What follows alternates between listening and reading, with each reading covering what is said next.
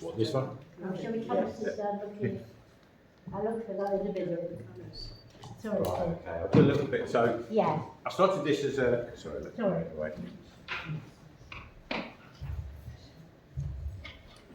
started this one this morning as a quick demo, using this photo that I took a few weeks ago. The one that I was working on last week, I've taken this one a tiny bit further. So this is using the water mixable oils. So that's the image I was working on. And I've basically kind of got most of the top half in. So I need to kind of work down here, but I didn't think there was quite so much I could demonstrate with that anymore. Otherwise, it's just little fiddly details. Nice colours. So that's how that one's going. But I wouldn't mind doing a bit more of that at some point. I thought this week I thought I'd do a little bit of acrylics because there were one or two people wanting to use acrylics. So I started this morning as a demo. I started with this sky colour in the background. So I'm basically working with the background to the foreground. So basically actually what I started was just very thin paint to sketch the shapes of where the trees are going to be. So I've just sketched those in very lightly and they can go in a little bit darker. Then I put the sky, a little bit of this pale colours for the sort of hedge in the background, and then as we come forward it gets a bit darker. One of the difficulties I have with the acrylics is that they dry very quickly. So while they're wet I can mix them and blend them, but they do dry very quick. I found that they work quite nicely. This was a little painting I did a couple of weeks ago, a little street scene painting. And the acrylics work nicely with this because areas would dry, so I kind of got this grey shape in here, and then that dried, then managed to put the window over the top, and then the window frame over the top of that. So it works quite nicely for those sort of subjects where you've got quite hard edges, and you want one bit to dry, then you can paint over the top. But it's it's more difficult when you want to try and blend colours. One way that I've found that can help is, so what I've got here is a little bit of acrylic medium, which has stopped to dry up a little bit. But if I paint some of that over, say, some of this area, and then paint some colours into that, I can get a slightly softer look to the paint. So let's do a little bit of that. Maybe if I just go a little bit lighter. So it's a way of just getting the surface a little bit damp to start with, and then I can put other colours into that. Let's just go a little bit more orangey into that. So just up here, the sort of brighter, just seems a little bit brighter, so I can sort of blend some of those colours in.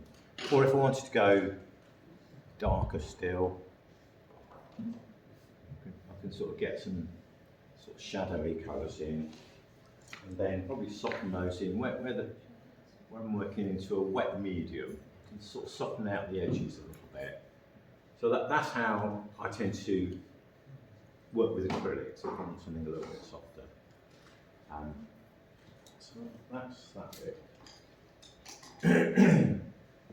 And then other than that, if I was carrying this on, I probably would get some colours here. So let's mix some sort of browns and, careful, remember what I've got here. See, it's a little bit redder there, so perhaps a little bit more red.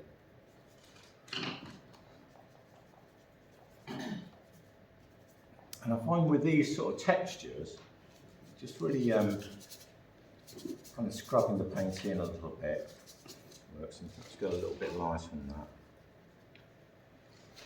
So here it's quite a lot lighter, so I need to keep that fairly light.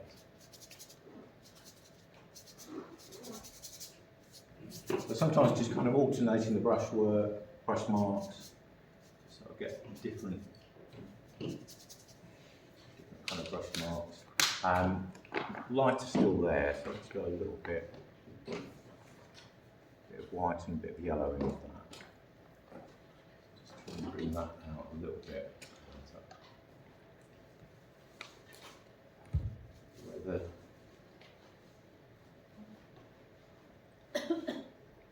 Hopefully that but gives the impression of the light coming through.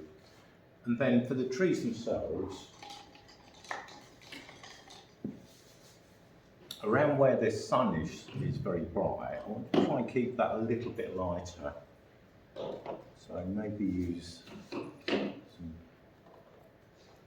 something like perhaps about that tone, and a little bit yellow around there.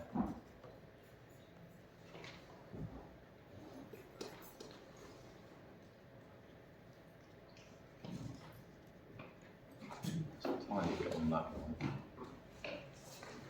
And then the rest can go a lot darker. Just mingle that in there. And hopefully that will start to just give the impression of the light coming out there. Blend out my finger a little bit.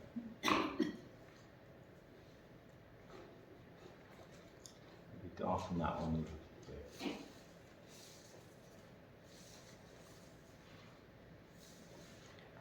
And then the darkest bits can be down here.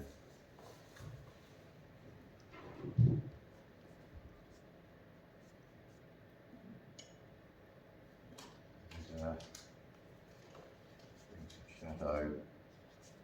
And then the shadows are really kind of radiating out in different directions. So this little tree here would have a shadow coming out this way, perhaps another one would be here.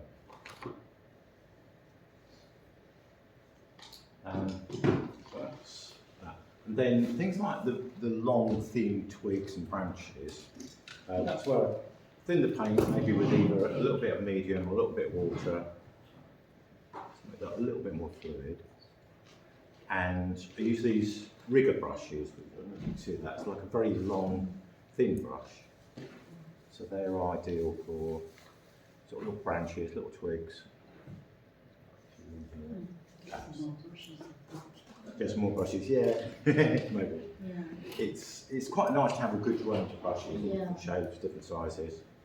And I find they wear out quite quickly. Or some of them will wear out quite quickly.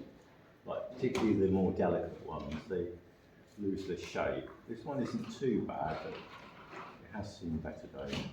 But I can still get a nice sort of thin mark for that. So we need to keep the paint fairly fluid to achieve that. Go a little bit darker.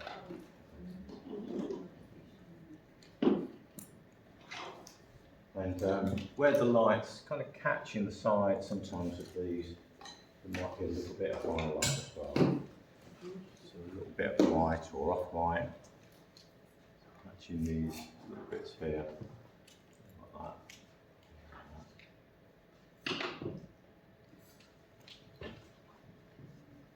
So that's kind of, I know I haven't got everything in, but it's basically how I'll develop that kind of painting. It's lovely. So a few strokes is really lovely. So I think the brushes I've used, they're kind of what I've painted that with really. So it is a mixture of flat brushes and then that little rigger, but actually most of them are these sort of flattish brushes. Okay, any questions? Okay, right, I'll let you. So in another 30 years' time, I'll probably get it right. It is a lot of doing it, really, practicing. Next week, we've got another week of February, so I thought I'm quite happy to keep with this theme if you want to, another week. I might talk a little bit more about colour next week. So a couple of weeks ago, I did a little bit on the primary colours, so I thought maybe talk a bit more about secondary colours, mix it, or using secondary colours in a mix. So I thought it might be quite nice to sort of extend, what we do with colours. And then the next project in March would be portraits. So if you want to do portraits, that's the March project. Yeah. Do you want to start? You're ahead of us. Right, okay.